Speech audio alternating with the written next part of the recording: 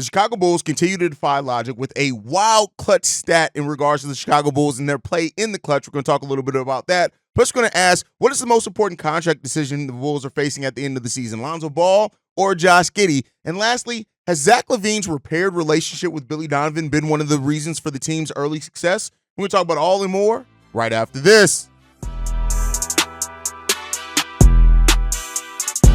You are now tuned in to Chicago Bulls Central, your number one place for all Chicago Bulls news and content. What's going on, Bulls fans? Welcome to another episode of Chicago Bulls Central, your number one spot for everything Chicago Bulls related. I'm the host there, Haize, but more importantly, you guys can follow the channel at Bulls Central Pod on every social media platform we happen to be on. With that said, let's go ahead and get into this content for today, y'all. And I want to start off with the stat that just defies logic for the Chicago Bulls. If there's nothing else that completely brings together how confusing this Chicago Bulls team is at sometimes, it's this. And this was tweeted out by Will Gottlieb. Give him his credit on that one. In the clutch time with the Chicago Bulls, they've already played 7 games in the clutch, which is right aligned with what we've seen from the Bulls the last couple of years. We are very much a clutch team.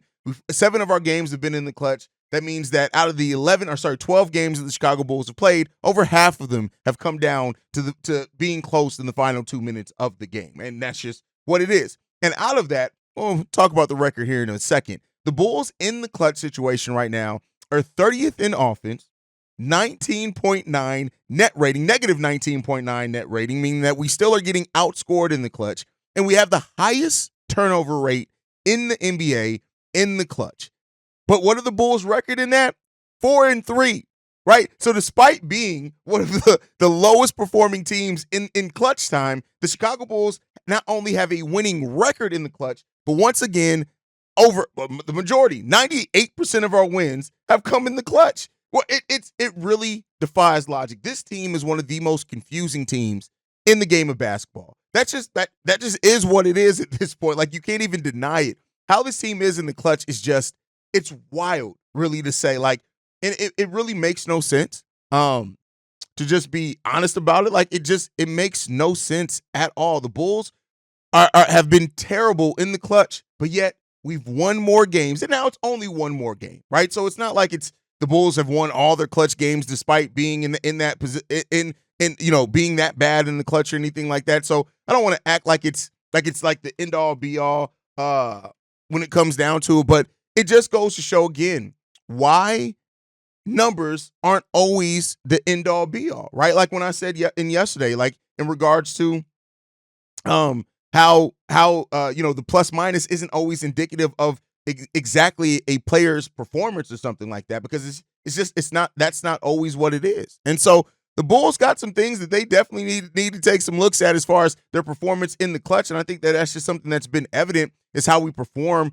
down clutch time in the games, right? But like, it's still just a wild stat to look at. And then when you look at our performance in the clutch, right? So far, when you look at scoring wise, right? In the clutch, the best players that we have in the clutch are Ayo Dosunmu and Zach LaVine. Zach LaVine is scoring 55% in the clutch, but he's only averaging 2.2 minutes in clutch time, which, okay, cool there. It is what it is. He's also getting to the free throw line and hitting that at a 75% clutch, a 75% rate in the clutch time. And then Ayo Dosunmu's hitting his field goals 50% in the clutch. He's scoring 1.1 points in that time as well. And so it's just wild to really see what that comes down to, man. But hey, Kobe, Josh Giddey, they have not been good in the clutch at all. Josh Giddey, 25% in the clutch shooting from the field. That's not good at all. He's like 7% of three-pointers in the clutch. Kobe White's 33% from the field in the clutch. He's 50% in three-point, but he's only making like 0.1 in clutch time. So it's just an interesting stat to watch out for to see how this is working out for the Bulls. Despite those 7 games of clutch time for the Chicago Bulls, we just aren't playing really good right now. So it's really wild to see. It's really wild to see. And if you change that, that's in the last 5 minutes of games that have a 5-point differential or less. And if you take that more so to the last 2 minutes of the game in clutch time, the Bulls are trash across the board. I mean, completely and utterly trash across the board. We're talking about no players for the Chicago Bulls, if the game is within 5 points in the final 2 minutes of the game, have a field goal shooting percentage of above 30%. And Patrick Williams, surprisingly enough, in the last 2 minutes of clutch games, is the only player that has actually even made a shot in that time. Now, wants to say that, and that's why they use the last 5 minutes as the clutch stat, because by then the game, like, you've gone on a run, or the other team's gone on a run to solidify that game probably by then. But it just continues to be really strange to watch this when it comes down to it. The Chicago Bulls are a terrible team in the clutch. Now, for what it's worth, the scoring in the clutch for the Bulls isn't necessarily the worst, right, when it comes down to it. But it's just a really strange place for this Bulls team to be in, man. Despite us having some wins in the clutch, our win percentage in the clutch is actually the 7th best in the NBA. So we're the 7th best team as far as wins in that period of time. The field goal shooting percentage, though, for the Bulls is we're 26th in the NBA, so towards the bottom of the league there. Like, it's so crazy. We aren't a good clutch team. But anyway, let's move on from that. With that said, though, I want to talk about this. Like, the Zach LaVine, Billy Donovan relationship was one that was talked about a lot at the end of last season, right? A lot was made out of it. Billy Donovan went out to fly and meet with Zach LaVine before the start of the season. And so when it comes down to that, you got to look at what's been going on before it. And so right now, it seems like, and this comes from an anonymous player, so take that for what you will. This is an article from the Chicago Sun-Times, though, that talks about that relationship between Zach LaVine and Billy Donovan. And apparently the relationship has really, they've worked on fixing that relationship. And I do think that plays a big part into maybe what we're seeing from the renewed confidence, not only from Zach LaVine, but also in how Billy Donovan's using him. In this article from the Chicago Sun-Times, it says this: according to one Bulls player, the Donovan-LaVine relationship is as good as it's been. The two came back to the two have had since the 2020-21 season, from a communication standpoint and even small talk away from the basketball court. Going on to say, and they're using Billy Donovan's comments to say this: when a guy is hot, you want him to be really aggressive. But at the same point, too, you cannot do that and get to the point where 4 guys are just watching one guy. Then all of a sudden, you kind of lose your momentum and rhythm. The thing I loved about what he did, him being Zach LaVine, against the Knicks, was everybody was in transition. It was layups, quick pull-ups, just like when he got it. He was aggressive, and it really kept the flow of our game. When he gets like that, he gets into the headspace or groove where he can go on a complete tear. I really respect and admire what he's doing because he's trying to play on both ends of the floor, and he's giving everything on both ends. We've made a lot here at Chicago Bulls Central over the uptick of play from Zach LaVine on the both sides of the ball. He's on pace to have his best defensive season per any analytic that you can look at in a while. And I think sometimes you can overlook how the chemistry and rhythm between a player and coach really does play off into how well the team is going, especially when it's a team like a player like Zach LaVine that is so at the heart of what the Chicago Bulls have been doing this season, right? And so it really seems like right now that those two are connected, and the synergy between your number one player, which 1A, 1B, Kobe, Zach LaVine, however you want to look at it, Nikola Vucevic, whatever you want to look at it, but the synergy between one of your best players and your head coach is important to the team having success. And while the Bulls are still a below 500 team, and we'll see if they can get above 500 again this season, there's no doubt about it that the Bulls are seemingly a more connected team than maybe what they've ever been before. Now, we still have our shortcomings because of the talent level or our defensive intensity or things like that. That's not just going to go away. But I do think that you're seeing a team that is fighting and competing for each other. And you also see how players talk about Zach LaVine, right? Players understand what Zach is bringing and meaning to the Chicago Bulls team, and you can't deny that at all. And so when you look at it like comments like this, Zach, Ayo Dosunmu, Josh Giddey, and myself, this coming from Kobe White, we all have different strengths to throw at people defensively. Zach's been really good against the more athletic guards because on ball, he's one of the best athletes on our team. Hell, he's one of the best athletes in the league. And so Zach LaVine's not only renewed focus defensively, the fact that he is playing within the flow of the game, right? And also, to Billy Donovan's point, people aren't just watching Zach LaVine or DeMar DeRozan because DeMar's gone, just go to work and standing idly, right? So now you're having a team that is more connected, that everybody's moving, that they're giving the ball to the open guy, right? Which is a big thing as well when you want to try to find your rhythm.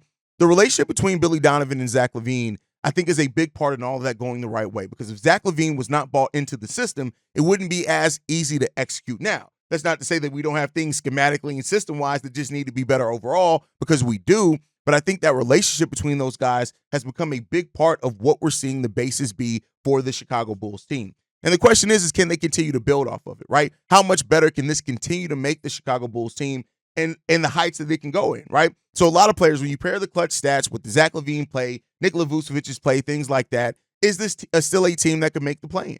And, the question is there right now, there's been nothing to show that they can't at least be a play-in team, right? I mean, I still have my, the Bulls have been so erratic that I still have my, my 30 to 35 win prediction. But, the Bulls right now are 6th in the East. They have a 41% win percentage, but there are 3 teams tied with that exact same record, exact same win percentage in the league. And then you still have Miami, who's 4-6, who's below that. Or have they played their best ball yet? The Milwaukee Bucks have moved up over the last couple of weeks. Shout out to them for being on a 2-game win streak, doubling their wins, which is crazy to be able to say. And we still haven't seen the best from the Philadelphia 76ers, who are 2-8 in their last 10 games. But overall, the Bulls are doing what they can do. They're beating who's in front of them, or the teams that they can beat. They just got to eliminate those turnovers. And if we ever get to a point this season, because I don't think we have the personnel to stop the points in the paint that we're giving up, but if we get to the point where we start limiting the turnovers and points off turnovers that we allow, I would really be interested to see how closer the team is in those games. Like you look at the Bulls' losses, as I talked about before, we're averaging giving up. In the Bulls' losses, we're giving up on average 22 points off turnovers. That's a huge deficit to overcome, right? And so if the Bulls get to a place that they limit those, right, and we start seeing a more consistent execution on limiting turnovers, it'll really kind of paint a better picture on where the Bulls can be, unless the turnovers are just who this team's going to be this season. And so if that's the case, it's still going to be a tough upward battle for this team, but you guys can let me know how you feel about that down below. All right, I want to talk about this topic, right? What is the more important contract decision for the Chicago Bulls this offseason? And I came down, when you look at the players that contracts are expiring this year, I think that these are the 2 biggest names, right? And so because of that, you look at Josh Giddey, you look at Lonzo Ball. These are 2 very important contract decisions for the Chicago Bulls for vastly different reasons. And I think I want to point out there, in no way am I saying that in this being the two biggest contract decisions for the Bulls, it means that we're putting them on the same level, because they're very different, right? Josh Giddey is at the point to where if the Bulls lock in Josh Giddey the long term, you're basically locking him in to be your point guard for the future, right? That's what it is until you move him or something else. If you sign Josh Giddey, and we're not even necessarily just talking about the money aspect of it, that does play a part as well with the $30 million. If you lock into Josh Giddey, you're locking your team into, at that point, unless something drastically changed with your personnel, and this is even outside of a Zach LaVine trade or whatever else, when you just look at the best players, you're locking yourself basically into a 3-guard lineup in your starting lineup for the foreseeable future, unless you do something like start Julian Phillips, start Modest Bucilis, or move Patrick Williams to the 3 and still start one of those other guys, or Torrey Craig or something like that. And so when you look at the Bulls expiring contracts, THC, Javon Carter, Torrey Craig, Lonzo Ball, Josh Giddey. And I think that Josh Giddey presents such an interesting scenario for the Bulls, because if the $30 million range is true that Josh Giddey wants that, he's going to have to earn it. And the question that a lot of people are asking is that, has Josh Giddey's stats so far been indicative of a player that's going to get $30 million? And are the Bulls going to just outwardly give him that? Or are they going to try to have him set his value by going out and signing an offer sheet elsewhere? Now, there are some teams that very well Josh Giddey to go to sign an offer sheet. You look at the Brooklyn Nets, you look at the Washington Wizards. These are 2 teams that can really play disruptor in general in next year's offseason. The Brooklyn Nets have, I think, over $150 million in cap space next year. In true cap space, right? The Washington Wizards aren't too far behind that. So if Josh Giddey were to go to a team, much like Zach LaVine did when he was a restricted free agent to the Sacramento Kings, and work out a offer sheet, that even if the Bulls intend to match that, that's probably how he's going to get his $30 million. Now, I do think that the Bulls are going to offer something more in the $20 to $26 million range, which is how you look at how the Bulls have historically kind of managed some of their contract extension talks. But it poses an interesting deal, not only because of the money, right? Because, yeah, if you lock it into the money, it's not my money, but if you lock it into the money, it gets more restrictive on what you want to do or what you can do, which it's still only to a degree. Even if the Bulls don't move Zach LaVine, they have considerable cap space at the end of the 2026-27 season. 25-26 season But then again, you got Kobe, you got Io coming up at that point in time. You got to make a contract extension on Dalen Terry at that point in time. So that can be eaten up pretty quickly. But the Bulls still have some flexibility there, especially if they have more geared towards the draft at that point in time.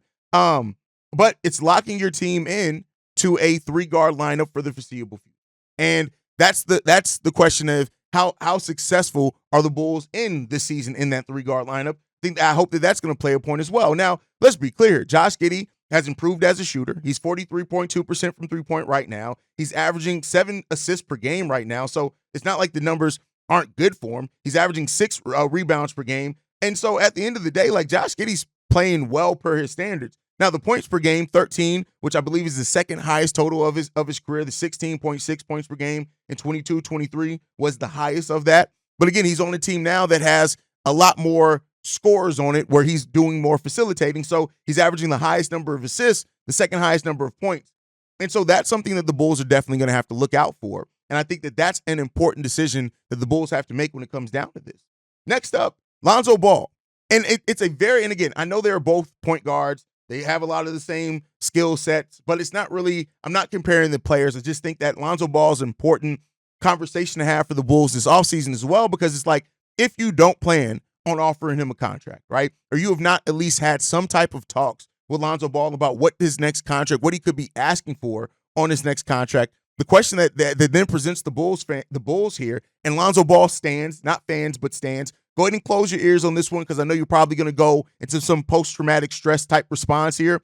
Or do you look to shop him at the trade deadline if he's healthy between now and then, relatively healthy for Lonzo Ball because he already is dealing with the wrist injury? Or do you look to shop him and take advantage of any type of trade value that he has if you already know that with the injuries, with the prognosis, whatever it is, that you don't plan to bring him back? That's saying if. Now, there's a lot to be said that if Lonzo's willing to sign a team-friendly contract, the value that he can bring off your bench, even if you have to manage his injuries for the rest of his career, right? And I'm not saying sign him to a full 5-year extension or anything like that, but if you want to sign Lonzo to a 1+1, right, where hopefully it's a team option instead of a player option. The Bulls are always giving player options, but if you want to sign him to that type of deal, or even a 1-year deal again, to see, all right, we saw kind of the base of your return. Let's see how you take it a step up next year. Lonzo and what he can offer as a point guard off the bench, getting everybody involved, his defense, right, his leadership, those type of things are all important, especially if it's going to be a bench role at that point for the Bulls. And so you got to ask yourself that question, right?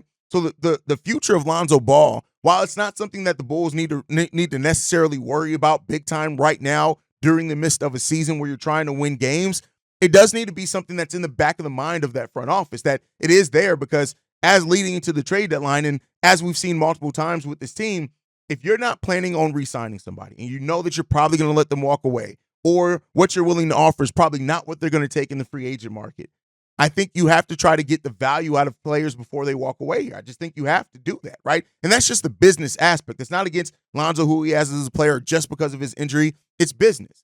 And we'll see what the Bulls decide in that case. But I do think the two contract decisions for Lonzo Ball and Josh Giddey are two of the most important decisions that the Bulls have to make this offseason. And we'll see what they do there. But I want to hear from you guys on that. The decisions that has to be made between these two guys, hey, what would you do with them? As what we've seen in the data that we have right now, what would you do with Lonzo? Are you willing to sign him to a team-friendly contract, or you think just go ahead and move him if there's any type of trade asset, or just let him expire and walk away? With Josh Giddey, do you try to avoid him going out and signing a big offer sheet from another team that may not intend to actually sign him, but just to spoil the Chicago Bulls and give him the money that he wants? Like, let me know what you guys think there as well. With that said, though, let's get into the last topic for today. And the Bulls have a game, their first NBA Cup game against the Cleveland Cavaliers. And here's the thing. It's time to end the streak. The Bulls came very close to ending the Cleveland Cavaliers streak. And in no way am I saying let's just expect or favor the Bulls to be the team to end the streak. I'm just saying that they need to be the team that ends this streak. 13-0 are the Cleveland Cavaliers. And we already know the story and how that game went the last time for the Chicago Bulls. They were close. They made some very drastic mistakes down the stretch of that game, and they made it against the wrong team, a team that's a two-way team that plays on both sides of the ball. And the Cleveland Cavaliers, being the better team, took advantage of that, as they should. But it's like this would be, after the Bulls win over the New York Knicks, to turn around on the road and win this game against the Cleveland Cavaliers. I think would be a fun game. Again, we're talking about fun for this Chicago Bulls team. That's really what we're talking about the most here.